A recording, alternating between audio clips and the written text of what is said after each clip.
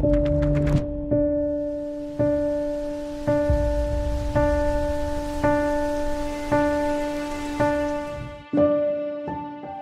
taon na akong naglakbay sa ibayong dagat.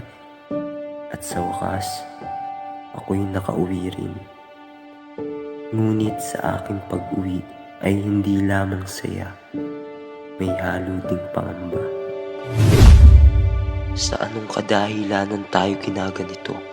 Hindi ba tayo tao upang ituring nila tayo bilang kapareho? Pepe, kung gusto mong magbago ang tingin nila sa atin, bakit hindi ka umalis ng bansa, mag-aral sa Europa? Simula na ito ng bagong paglalakbay para sa karunungan at para sa bayan. Ako'y pumunta ng Europa upang mag-aral ng medisina at pilosopiya. At ako'y sumali sa propaganda sa pamamagitan ng La Solidaridad at pagsulat ng nobela. Pepe, ito ang No Limit Angere. Ipapakalat natin ito para sa Pilipinas. Your hands, steady and skilled. You are destined for something greater. You have a brilliant mind, Dr. Sal. Use it not just for medicine, but for your people. Hindi sapat ang mga salita, Rizal!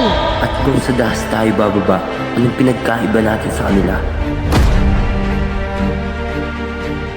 Hindi sapat ang mga salita, Rizal!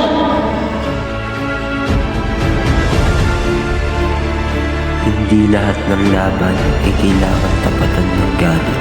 Ngunit hindi rin lahat ng galit ay mali. Jose, bawat araw ay tila taon ng paghihintay. Ngunit kung ito'y para sa bayan, ako'y maghihintay. Ngunit sa mga lugar na aking pinuntahan, may mga taong nagbigay ng bagong dahilan upang umiti. Minsan, hindi sapat ang pagmamahal kung ang puso ay pagmamayari na ng bayan.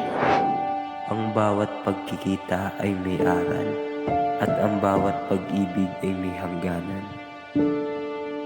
Anak, saan ka man dalhin ng iyong mga pangarap, huwag mong kalimutan kung saan ka nagsimula. Sa bawat liham na natatanggap ko, naroon ang lakas para magpatuloy.